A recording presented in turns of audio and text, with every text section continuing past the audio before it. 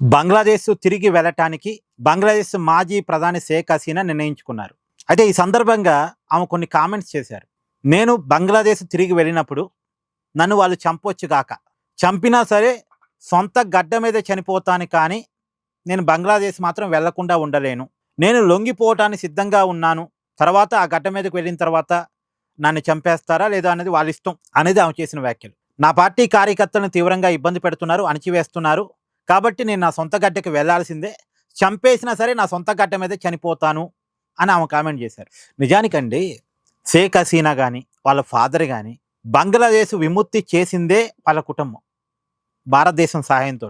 వాళ్ళు ఉన్నంతకాలం పరిపాలన కొంతవరకు బాగానే ఉంది. అంటే పరిపాలనలో లోపాలు ఉన్నాయి, అక్కడ ప్రజలకు నచ్చలేదు, యువతకు నచ్చలేదు, ఉద్యోగ అవకాశాలు కల్పించడంలో అక్కడ ప్రభుత్వం ఫెయిల్యూర్ ఉంది కాదంటలేదు, పరిపాలనా పరమైన లోపాలు ఉన్నాయి. కానీ తీవ్రవాదుల చేతుల్లో మాత్రం ఆ దేశం లేదు, మత ఛాందసవాదం చేతుల్లో మాత్రం ఆ దేశం లేదు.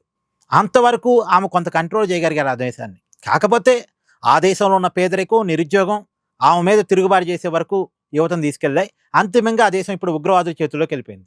ఏ దేశం నుంచి బంగ్లాదేశ్ విడిపోయిందో, పాకిస్తాన్ నుంచి బంగ్లాదేశ్ విడిపోయింది, మళ్ళీ ఆ దేశపు టెర్రరిస్టుల చేతుల్లోకి, అంటే పాకిస్తాన్ టెర్రరిస్టుల చేతుల్లోకే బంగ్లాదేశ్ వెళ్ళిపోయింది. అలా బంగ్లాదేశ్ పాకిస్తాన్ టెర్రరిస్టుల చేతిలో బందీగా మారిపోయింది.